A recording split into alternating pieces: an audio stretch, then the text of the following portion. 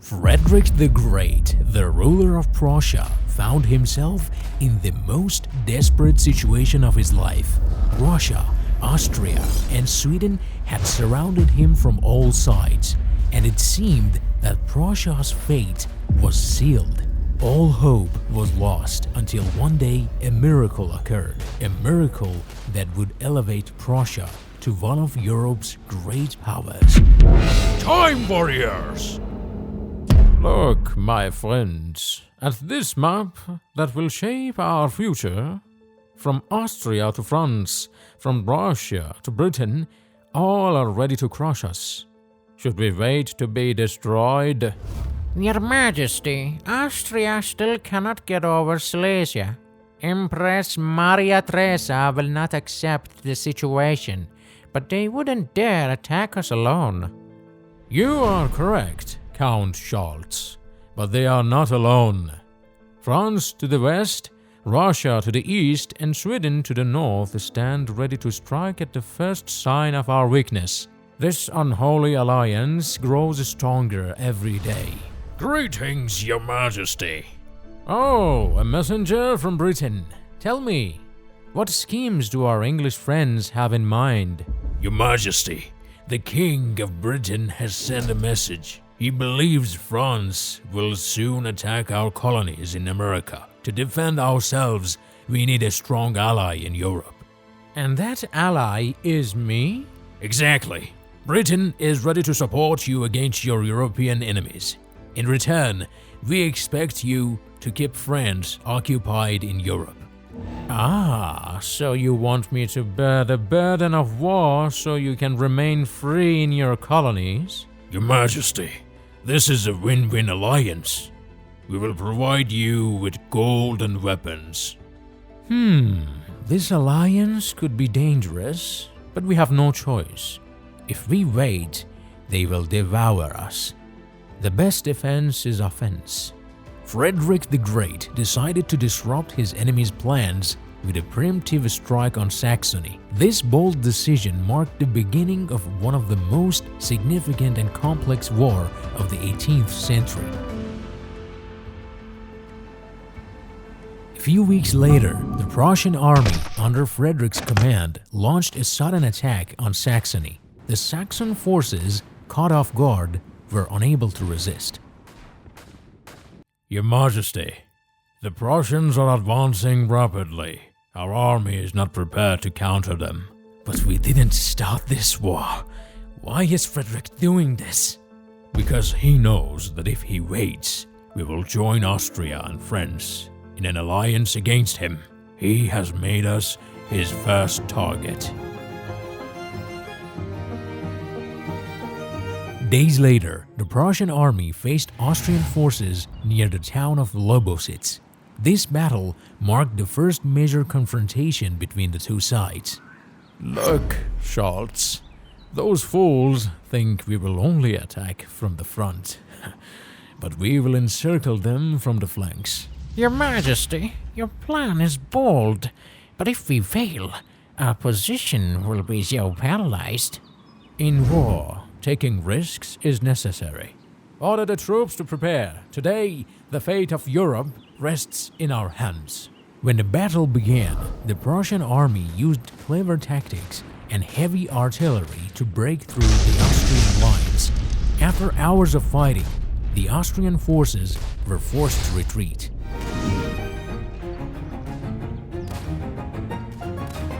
After Frederick's initial success in Saxony, Austria, France, and Russia formed a powerful coalition against him. Despite commanding a smaller army, Frederick knew that Prussia's survival depended on delivering swift and decisive blows to his enemies. They want to encircle us from 3 directions, but we won't let that happen. First, we will attack Prague.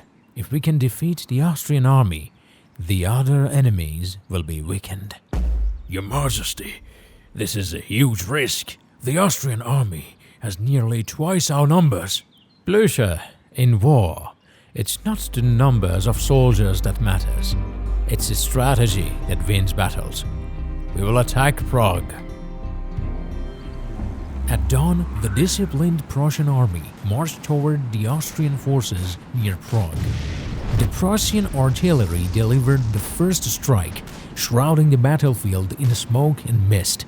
Prussian troops attacked the enemy flanks, catching the Austrians off guard. Gradually, the Austrian lines began to crumble. Your Majesty, the Austrians are retreating. Victory is near. Not yet, Schultz. Order the cavalry to pursue them. We must ensure they are no longer a threat to us. Several weeks later, at Kolin, Frederick faced a significant challenge. The Austrians, having reinforced their ranks, launched a heavy attack. This time, Frederick's usual tactics failed to secure victory. By late afternoon, Frederick stood alongside his exhausted troops on the battlefield, observing their diminishing strength. We cannot continue this battle. Tell the troops to retreat. Sometimes, a good retreat is better than a complete defeat.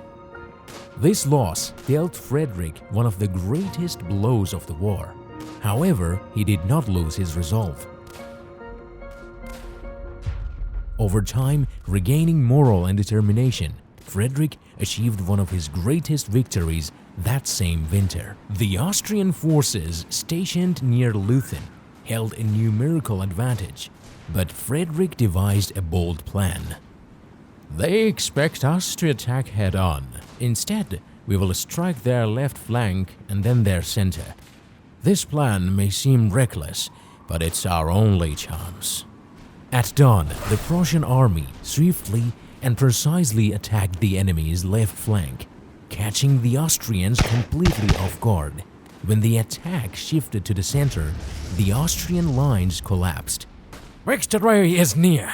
Show them why Prussia is invincible. By the end of the day, the battlefield was entirely under Prussian control.